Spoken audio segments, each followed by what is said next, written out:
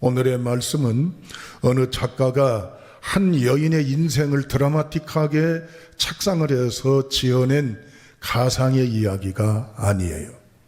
실제 역사에 생존해 있었고 살았던 한 여인의 파노라마와 같은 인생을 쭉 전개하면서 이 가운데 하나님이 어떻게 인생을 사랑하셨는지에 대한 이야기를 말씀하고 있습니다. 등장하는 한 여인은 누구일까요? 잘 아시죠? 룻입니다.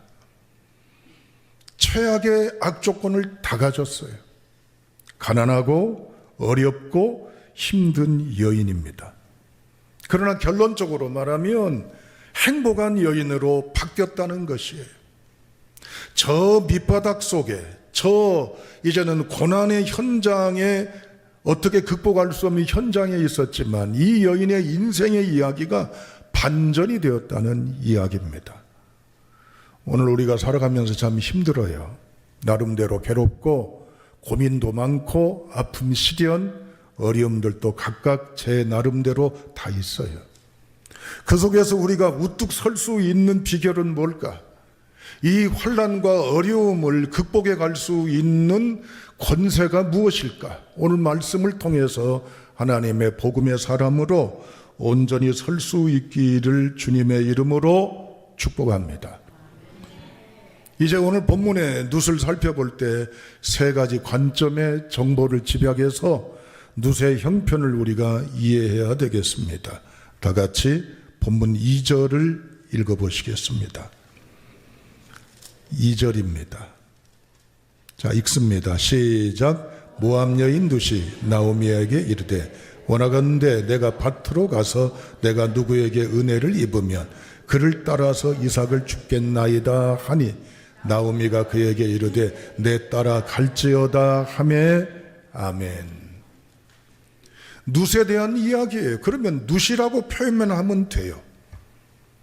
그런데 룻이라고 하는 여인의 이 정보 속에는 수식어처럼 따라다니는 고정되어 있는 표현이 있어요. 자, 어디를 보시냐면 1장 22절, 바로 앞선장, 바로 앞선절입니다. 1장 22절 읽어보시겠습니다. 시작. 나오미가 모압 지방에서 그의 며느리 모압 여인 룻과 함께 돌아왔는데 그들이 보리 추수할 때에 베들레헴에 이르렀더라. 아멘. 그 다음에 2장 6절을 읽어보시죠. 2장 6절입니다. 베는 자를 거느린 사환이 대답하여 이르되 이는 나오미와 함께 모압 지방에서 돌아온 모압 소녀인데 아멘.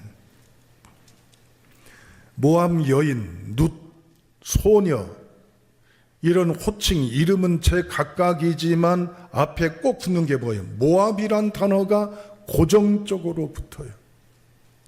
여러분이 모압이란 단어가 붙는 것은 낙입니다. 멍해예요. 악평이에요. 좋은 게 아니란 말이에요. 왜냐? 모압이라고 하는 것은 이스라엘 백성들은 선민의식이 있습니다. 그래서 다른 민족에 대해서 배타성을 가지고 있어요. 이방 민족을 어떻게 보면 원수시하고 적으로 여기는 기본 DNA를 가지고 있습니다. 왜냐? 하나님이 택한 선민의 자긍심이 있기 때문이에요. 그런데 특히 모압이라고 하면 이스라엘 백성들이 볼 때는 표현이 좀 거칩니다. 이가 갈려요. 악감이 생겨요. 복수심이 생겨요.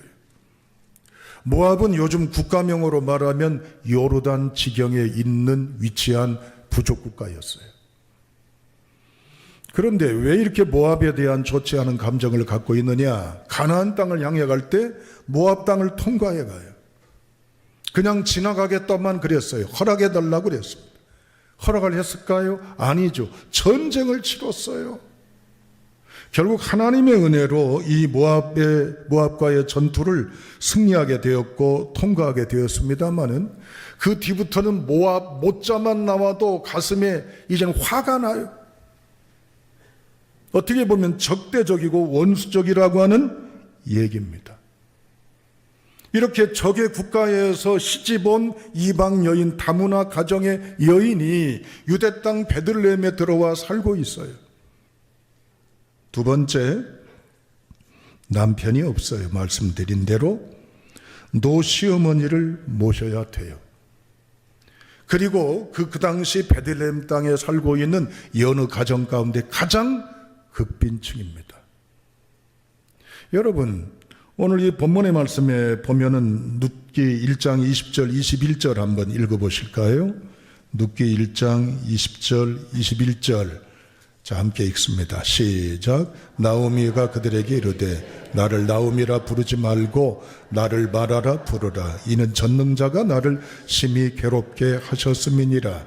내가 풍족하게 나갔더니 여호와께서 내게 비어 돌아오게 하셨느니라. 여호와께서 나를 징벌하셨고 전능자가 나를 괴롭게 하셨거늘 너희가 어찌 나를 나오미라 부르느냐 하니라. 아멘. 모압 땅으로 이민을 갔습니다. 이민을 갈 정도면 굉장한 부자예요. 유대 땅에는 가뭄, 기근, 흉년이 들었어요. 그런데 모압 땅에는 양식이 많아요. 살기가 좋아요. 그래서 살고자 생존으로 모국을 떠났습니다. 해외 이민을 갔어요. 큰 돈을 가지고 갔어요. 그런데 어떤 연유인지 성경은 증언하지는 않습니다만 그 자리에서 시아버지가 돌아가셨어요. 그리고 시아주버님이 돌아가시고 남편이 죽었습니다. 하루아침에 한 집안에 청상과부가 3명이나 존재해요. 시어머니, 2 며느리. 이제는 의지했던 벽이나 모든 게 다 무너졌어요. 가장이 없어졌어요. 이국 땅에서 이젠 쪽박 차고 거렁뱅이 신세가 되었습니다. 이 상황을 잘 알기 때문에 나오미는 2 며느리에게 결정의 권면을 합니다. 재혼해라. 너희들 나와 함께 해봐야 살아서 고생한다. 그러지 말고 좋은 사람 만나서 좋은 인생을 돌싱으로 살지 말고 재혼을 해라. 그리고 너희들 인생을 행복하게 살아라. 내가 허락하마. 절대 이의제기하지 않으마. 그럴 때 동서는 그 말을 따라서 이제는 시어머니를 떠났지만 누수는 아시다시피 이 노모 시어머니를 모시고 본국이 아닌 이민의 땅 이스라엘로 오잖아요. 여러분, 물질이 있는 것도 아니에요. 완전히 패가망신했습니다. 금이 환영한 것이 아닙니다. 오직하면 나오미는 자기 이름이 기쁨이란 뜻이에요. 그런데 자기를 뭐라고 부르라고요? 마라. 뭐라고 합니까? 괴로움, 고통, 슬픔이란 뜻입니다. 이 밑바닥에 떨어졌습니다. 시어머니 하나 믿고 왔을까요? 여하튼 이 타국에 낯설고 물선 곳에 왔어요. 그런 이 상황에서 무엇으로 누시 본의 아니게 가장 역할까지 하면서 살아날 힘이 무엇이었을까요? 3번째, 옹색한 호구책으로 연명합니다. 우리 다 같이 이제 3절 말씀 한번 읽어보시죠. 3절입니다. 시작.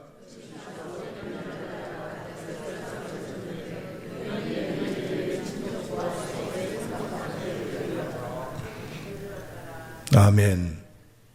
먹을 게 없습니다. 그러니까 호구책으로 뭐라고 있습니까? 밀을 베는 밭에 나가서 뭘 줍고 있어요? 이삭을 줍고 있습니다. 나달을 줍고 있어요. 이건 이스라엘 백성들에게 하나님이 레위기 법전을 통해서 말씀하신 공공복지적인 정책입니다. 이제 추수할 때 가장자리를 남겨놔야 돼요. 과일을 딸 때도 다 따면 안 돼요. 남겨놔야 돼요. 왜 그렇죠? 고아나 홀로 된 여인 과부나 이민 온 시집 온 이방인들, 외국인들을 위해서, 나그네들을 위해서 그들이 먹고 살 수 있도록 배려하라는 얘기입니다. 말이 그렇지 거렁뱅이나 마찬가지입니다. 국제결혼을 꿈꿨을 때에는 행복하게 짜고 꿈꿨지 않겠습니까? 낯선 남편의 모국에 와서 이방인으로, 그것도 시어머니를 모시고 아무도 모르는 곳에 살아가야 될 이 룻의 현실, 현장, 현재 어떻습니까? 희망이 있나요? 전혀 희망이 없어요. 만약에 우리가 이런 처지에 놓였다면 어떠한 모습, 말투, 표정, 분위기를 보이며 살까요? 오늘 2장의 말씀에 보면 룻에 보이는 분위기가 어떠할까요, 여러분? 여러분, 이렇게 여러분들에게 묻습니다. 그 당시에서 룻을 목격했다면 룻이 보이는 분위기, 말투, 표정, 몸짓 어떻게 느껴지십니까? 한번 연상을 해보세요. 어떤 모습이 보여요? 어떤 이제는 표정을 읽을 수가 있습니까? 룻이 자신의 신태를 한탄합니까? 절망적입니까? 주눅 들어 있습니까? 눈치 보고 있습니까? 움츠려 들고 있습니까? 기죽고 있습니까? 슬퍼함이 있습니까? 너무나 주위 사람들이 시선이 뜨거워서 견딜 수 없어서 이내 사라지고 말았습니까? 어떠합니까? 우리 다 같이 2장 7절 읽어보세요. 2장 7절입니다. 시작.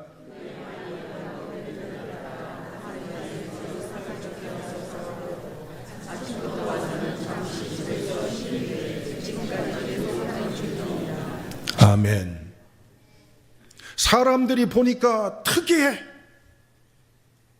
아침 일찍부터 와가지고 이 이방 여인인 룻이 욕먹고 여러 가지 비탄과 지적의 대상이 되는 이 룻이 이 밭을 떠나지 않고 혼자 유독스럽게 이른 아침부터 저녁 늦게까지 이삭 줍는 표정 모습을 보고 보아스에게 알려주는 거예요. 여기서 우리가 룻의 분위기를 느낄 수가 있습니다. 지금 룻은 어떤 모습을 보이고 있습니까? 움츠려들고 있어요? 기죽고 있어요? 슬퍼하고 있습니까? 아니죠. 따라합니다. 당당합니다. 전혀 의식하지 않고 있습니다. 할렐루야. 여러분, 제가 권면하니까 그냥 그런가 보다 생각하시면 안 돼요. 본문의 말씀을 펼쳐놓고 볼 때 룻은 얼마든지 주위의 시선, 소리, 반응, 느낌, 어떻게 보면 야유도 올 수 있고 남성들이 이제는 희롱할 수도 있습니다. 저리 꺼지라고 할 수도 있고 외면할 수도 있고 침뱉음 당할 수 있고 핍박과 박해와 모욕을 경험할 수 있어요. 그런데도 그 자리를 떠나지 않고 어떤 소리를 하든 말든 듣든 어쩌든 당당하게 꿋꿋하게 씩씩하게 분명하게 견뎌나가잖아요. 이건 무엇 때문일까요? 우리는 사람들이 말할까 봐 사람 눈 피하는 적이 많습니다. 아이, 사람 안 만날래? 사람들이 쑥덕거림 같은 표정, 느낌, 분위기를 감지하니까 누가 조금만 모여서 이야기하면 내 얘기하는가 보다, 내 말하는가 보다. 그래서 점점 우리는 움츠려들어요. 그래서 점점 우리는 주저앉아요. 그런데 룻은 그렇지가 않아요. 무엇 때문일까요? 다 같이 1장 16절 읽어보세요. 시작.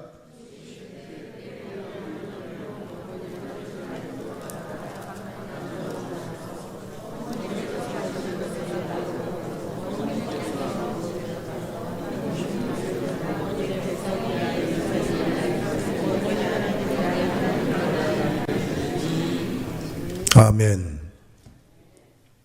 룻이 붙잡고 있는 게 뭐예요? 나이 든 시어머니가 눈앞에 있어요. 완전 빈털터리 가난이 눈앞에 있어요. 이방 여인으로, 모함 여인으로 저주, 능멸, 외면, 비탄, 손가락질, 침뱉음, 욕을 듣는 것도 눈앞에 있어요. 아무것도 기댈 언덕이 없어요. 그런데도 당당해요. 그런데도 씩씩해요. 그런데도 강해요. 그런데도 분명해요. 무엇 때문이에요? 하나님을 믿기 때문입니다. 그런데 왜 우리는 울지요? 왜 우리는 처져 있죠? 그런데 왜 우리는 우울하죠? 왜 우리는 이렇게 내 인생에 대해서 신세타령으로 한숨으로 얼룩져 있죠? 저에게 묻는 질문이에요. 우리 모두에게 던지는 질문이에요. 여러분, 하나님 믿고 계시지요? 하나님 확신하지요?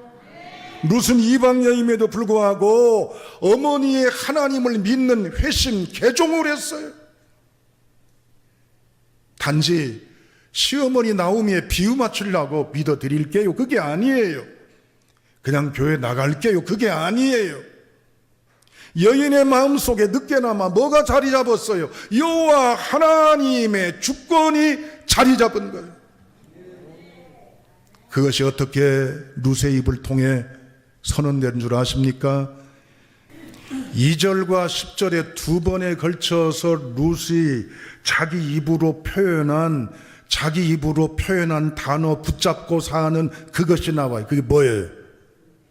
은혜예요. 은혜. 누가 내게 은혜를 베풀면 그 말은 누가 내게 호의를 베풀고 누가 내게 다행히 요행히 재수가 좋아서 내게 이런 일이 있으면 이런 식이 아니에요.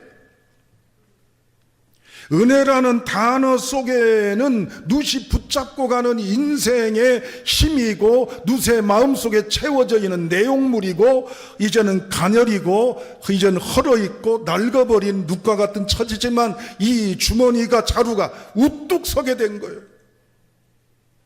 은혜는 뭐예요? 자격 없고 깜도 안 되고 꺼리도 여건도 안 되지만 사랑받는 거예요. 누구로부터? 하나님으로부터. 이 말은 내 비록 이런 처지 상황에 놓였어도 하나님이 함께 하시니 그 하나님이 나를 이끌어 가신다는 선언이 있기에 그 사람들 속에 끼어 있어도 숨고 싶고 도망치고 싶은 상황에 있어도 시선과 모든 반응의 여건에 개의치 않고 그 속에서 이른 아침부터 저녁 늦게까지 당당하게 이삭을 줍고 있는 거예요. 이게 크리스찬이요. 우리가 최악의 낡은 조건과 상황에 놓였을지라도 하나님의 주권과 통치를 믿는 믿음이 있다면 그 속에서 당당하게 서 있는 룻의 이 신앙 하나를 우리가 오늘 붙잡아야 될 줄로 믿습니다. 그래야 병마에서 일어나요.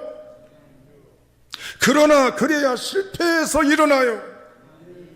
그래야 불행이 아니에요. 왜?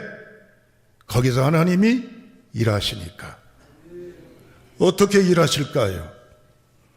다 같이 본문의 말씀 3절 4절을 읽어보십시오. 반전이 시작됩니다. 거기 주목하십시오. 어떤 단어가 3절에 보입니까? 우연히. 4절의 시작이 뭘로 시작합니까? 마침. 우연인 것 같은 이 우연 속에 담겨 있는 필연의 손길을 우리가 봐야 돼요. 공동번역 성경에는 3절에 우연히를 공교롭게도 그렇게 번역했어요.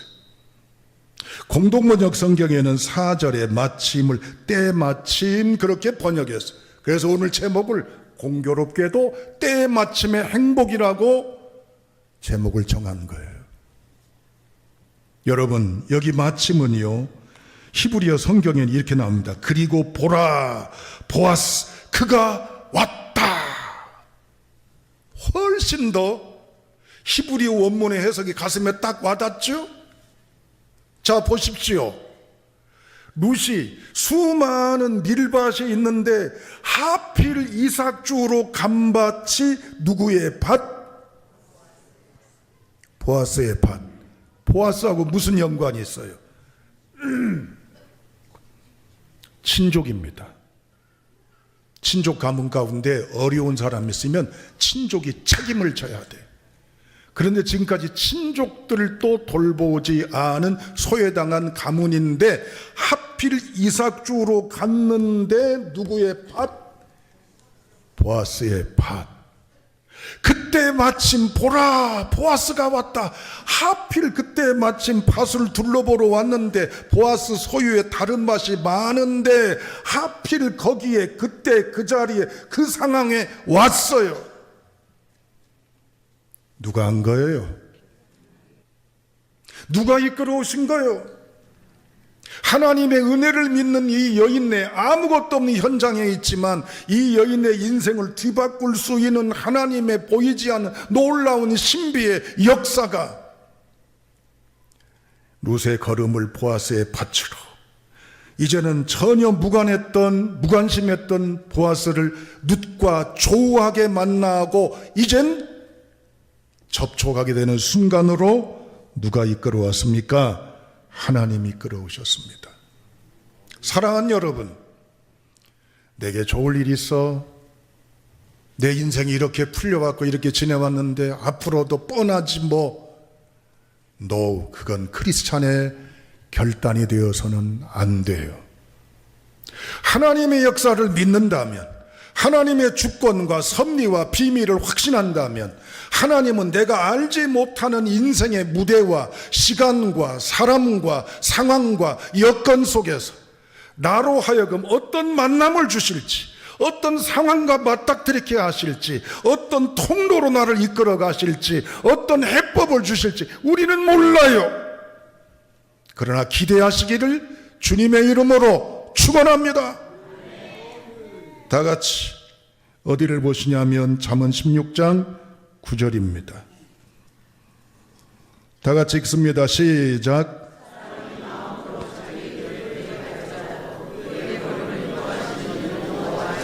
잠깐 그대로 놔두세요. 거기다 사람, 자기, 거기다 자기 이름을 넣으세요. 저 똑같이 합니다. 시작.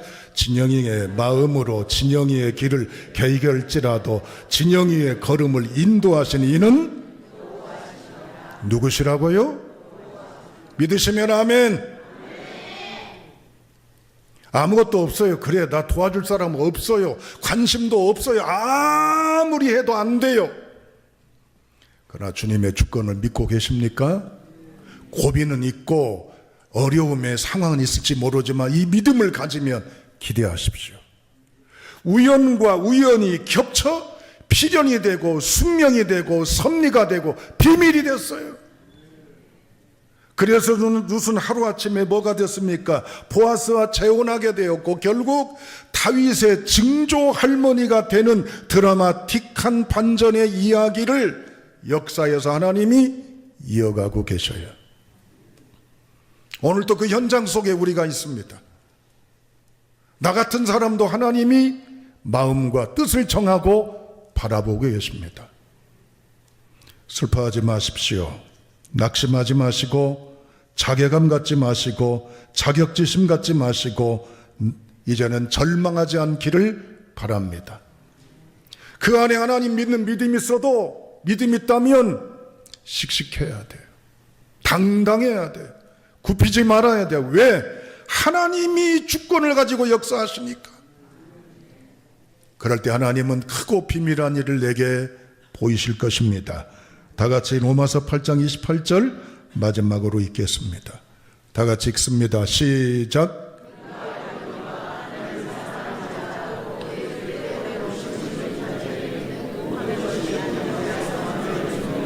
그대로 놔두세요. 거기 사랑하는 자, 거기다 자기 이름, 부르심을 입은 자, 거기다 자기 이름.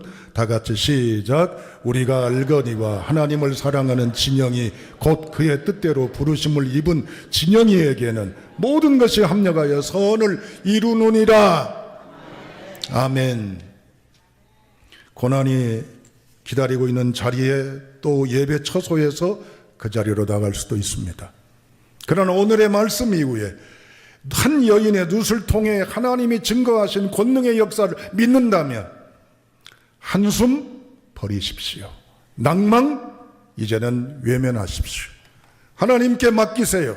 그러면 주의 선하심이 우리 안에 크고 놀라운, 이제는 본문의 말씀의 제목대로 공교롭게도 때마침의 절묘한 은혜의 역사가 내 앞에 다가오고 있으니 기대하고 나가시는 2월 둘째 주의 행복 성도가 다 되시기를 주님의 이름으로 축원합니다. 기도합니다.